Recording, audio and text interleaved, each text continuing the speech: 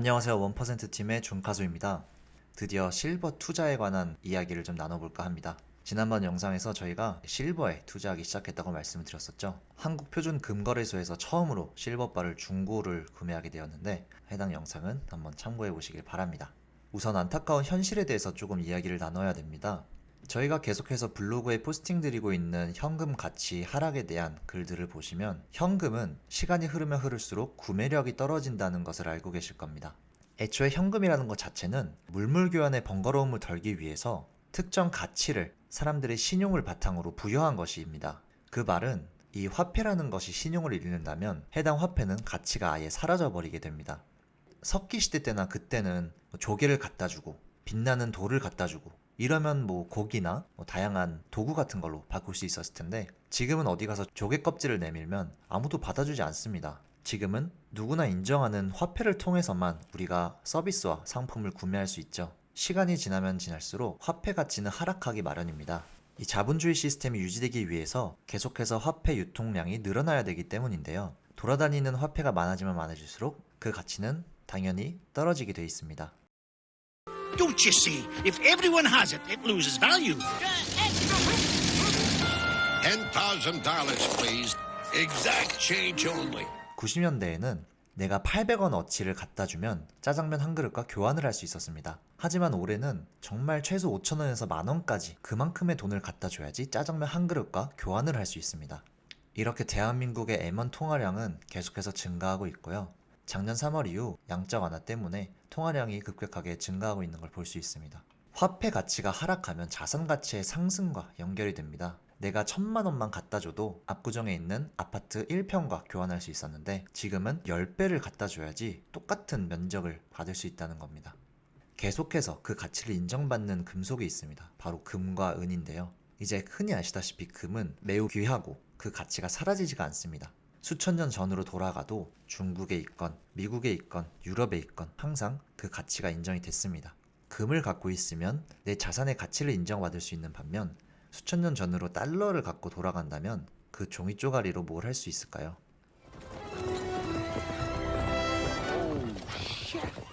Try to wear something on your feet that has a little give other than metal. My queen. Here's $2. Right? Get yourself some soap.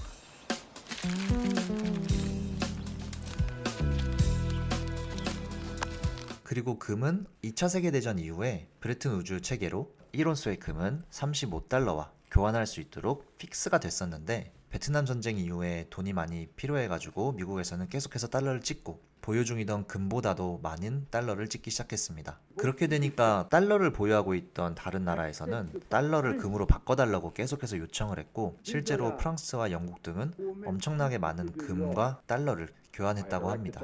그래서 닉슨은 금본위 제도를 폐지하기로 합니다. 달러와 금의 연동성을 끝내버린 거죠. 그 이후로부터 지금까지 금값은 올라가고 있습니다. 반대로 말하면 지금은 훨씬 많은 돈을 갖다 줘야지 1온스의 금과 바꿀 수 있다는 겁니다. 금의 가격이 올라갔다고 생각할 수도 있지만 달러의 가치가 하락했다고도 말할 수 있습니다. 금과 달러 가치 차트를 겹쳐서 보면 더욱 실감이 나실 걸로 생각합니다.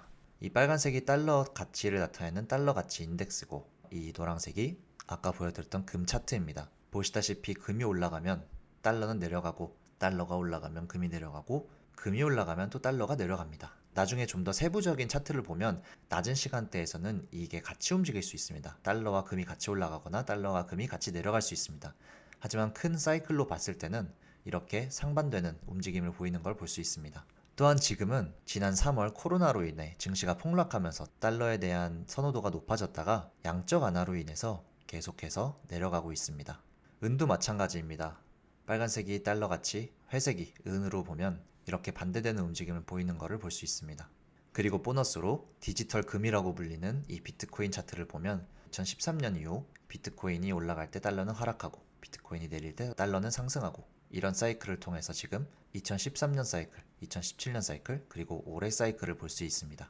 이거는 저희가 다른 영상들에서 많이 다루고 블로그 포스팅에서도 많이 다뤘지만 아직까지 비트코인은 마지막 상승 여력이 남아있다고 보고 달러 가치는 계속해서 하락할 것으로 보고 있습니다. 전체 가상화폐 시장과 달러 가치를 비교해보면 마찬가지로 가상자산 시장이 내릴 때 달러 가치가 오르고 가상자산 시장이 다시 오를 때 달러 가치는 또 내리는 걸 볼 수 있습니다. 1% 팀에서는 불장은 영원하지 않기 때문에 달러 가치가 저점을 찍고 가상화폐 시장이 고점을 찍을 때는 다시 달러를 사야 될 시기라고 생각하고 있습니다. 하지만 이 달러와 가상화폐 시장보다는 기존의 수백 년 전부터 볼 수 있었던 금과 은과 그리고 달러 가치의 상관관계가 더욱 분석 가능한 데이터가 많기 때문에 달러의 저점은 금, 은 차트를 조금 더 참고하는 게 좋을 것 같습니다.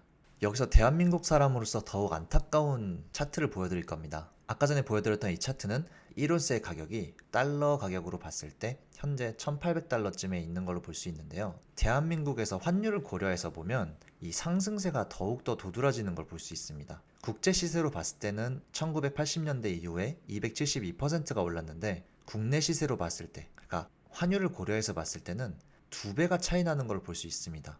1980년대 이후 금값의 환율을 고려하면 541%가 올랐습니다. 은도 마찬가지입니다.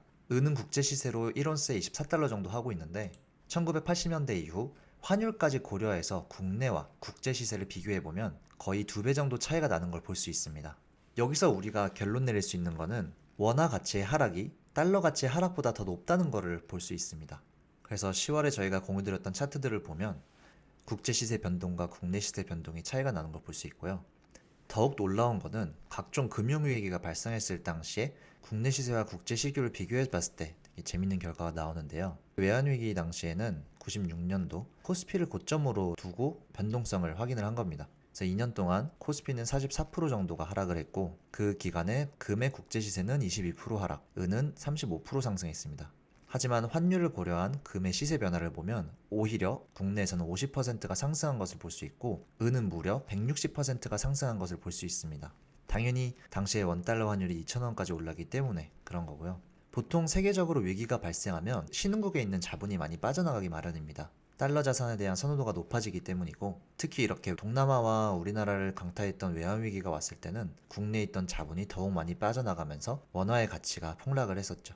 그렇기 때문에 달러 자산으로 표기되는 금과 은이 국내에서 훨씬 더 높아졌다는 것을 볼 수 있습니다. 다음은 2008년도 금융위기 당시 코스피 고점과 코스피 저점을 이렇게 비교해 놓은 건데요. 코스피는 외환위기 때와 비슷하게 마이너스 46%, 그리고 은도 국제 시세가 마이너스 39%, 금은 마이너스 8%를 하락했는데 국내에서 은 시세는 해당 시기에 마이너스 11%로 선방했고 금은 33%가 오히려 상승했습니다. 마지막으로 최근 2018년에 코스피가 고점이었을 때 그리고 코로나 폭락장이 왔을 때까지의 시세 변동입니다. 코스피는 여김없이 마이너스 40%대를 기록을 했고요. 은은 마이너스 24%, 금은 플러스 16%, 국내에서 은은 마이너스 13%, 국내에서 금은 플러스 34%를 기록했습니다. 거의 2배 정도가 차이가 나죠, 국제 시세랑. 그리고 2020년 겨울에 3개월 동안의 폭락장만 보면 은은 전 세계적으로 하락을 했어요. 그런데 금은 비교적 잘 버텼고 오히려 국내에서 금은 10% 정도 상승을 했습니다. 금과 은이 경제위기 때 지켜줄 수 있는 게 아니었나라고 생각을 하실 수 있습니다. 하지만 데이터를 봤듯이 어떤 위기가 시작이 되면 달러에 대한 선호도가 굉장히 높아지면서 달러 가치가 상승하고 그 이후에 금과 은이 상승하는 것을 보실 수 있습니다. 바로 차트에서 보여드릴게요. 2008년에 금융위기 저점을 찍고 반등했을 때 코스피는 70% 상승을 했고 금은 60% 상승을 했고 은은 300% 정도 상승을 한 걸 볼 수 있습니다. 국내 시세입니다. 그리고 지난 3월 코로나 폭락장 이후의 반등은 코스피 58%, 은 100%, 금 22% 상승한 걸 볼 수 있습니다. 그러면 여기서 드실 수 있는 생각이 외환위기 때는 은이 올랐고 금융위기 때는 은보다 금이 올랐고 코로나 때는 은보다 금이 더 올랐으니까 금이 더 안전하나 라는 생각을 하실 수 있습니다. 그걸 보기 위해서는 금과 은의 비율을 나타낸 차트를 함께 보시면 도움이 됩니다. 이 부분에 대해서는 얘기가 길어지니까 다음 영상에 다루도록 하겠습니다. 따라서 금과 은은 특히 국내에 거주하시는 분들, 원화를 벌고 계시는 분들에게는 더욱더 필수적인 자산군이라고 생각이 듭니다. 우리나라 증시에는 IMF를 이용해서 들어온 엄청난 외국 자본이 있습니다. 삼성전자의 50%는 외국인이 보유하고 있고 우선주는 74%나 됩니다. LG 30%, LG 우선주 44%, LG 생활건강은 84%입니다. 우리나라 기업들이 열심히 일해가지고 벌어오는 돈을 외국인들이 배당금을 통해서 가져간다는 것을 의미하기도 하죠. 만일 다시 한번 세계 경제에 위기가 닥친다면 우리나라 증시도 무사할 것 같지는 않습니다. 물론 지난 IMF와는 달리 충분한 외화를 보유하고 있고 기업들도 비교적 준비가 더 되었지만 만일 경제 위기와 달러 가치에 대한 신용 하락이 동시에 닥친다면 우리나라가 보유하고 있는 달러는 쓸모가 없어질 수도 있습니다. 마찬가지로 기업에서 자본이 빠져나가면서 증시는 폭락하고 국내에 다시 한번 위기가 닥칠 수도 있습니다. 물론 아직까지는 확률이 그렇게 높진 않은 시나리오지만 만약에 그런 위기들이 발생했을 때 화폐 가치 하락에 대한 해지가 되는 금과 은을 보유하고 있다면 어느 정도 타격을 줄일 수 있다고 생각합니다. 지금까지 말씀드렸던 부분들을 종합을 해보면 자본주의 체계에서 화폐 가치는 계속해서 하락하고 금과 은의 가치는 계속해서 상승한다. 디지털 금이라고 불리는 비트코인도 2013년 이후로 계속해서 상승하고 있다. 금과 은 그리고 비트코인과 달러 가치는 상반되는 움직임을 보여준다. 국제적인 위기가 발생하면 국내의 은과 금 시세는 국제 시세보다 훨씬 더 높이 상승을 한다. 원달러 환율을 고려했을 때 금과 은의 국내 시세는 국제 시세보다 더욱 빠르게 상승하고 있고 그 말은 원화 가치가 달러 가치보다 더 빠르게 하락하고 있다는 것을 의미한다. 다음은 최근에 계속 나오는 뉴스들을 몇 가지를 보면서 왜 1% 팀에서는 포트폴리오 일부분을 실버에 할당하기로 했는지에 대해서 설명해 드리도록 하겠습니다.